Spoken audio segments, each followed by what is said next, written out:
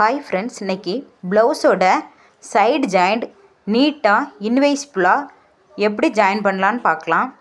கையோட சுற்றளவு மார்க் பண்ணியிருக்கேன். கையோட நீளத்தை ரெண்டாக மடித்து சென்டரில் ஒரு மார்க் பண்ணிக்கோங்க. மூணாவதாக ஆம்களோட சுற்றளவு. இந்த 3 பாயிண்ட்டும் ஜாயிண்ட் ஆகிற மாதிரி தைக்க ஆரம்பிக்கலாம். அப்புறமா நேர் தையலை போட ஆரம்பிச்சிடலாம். இப்போ எக்ஸ்ட்ரா இருக்க பிசுறெல்லாம் வெட்டி எடுத்துக்கலாம்.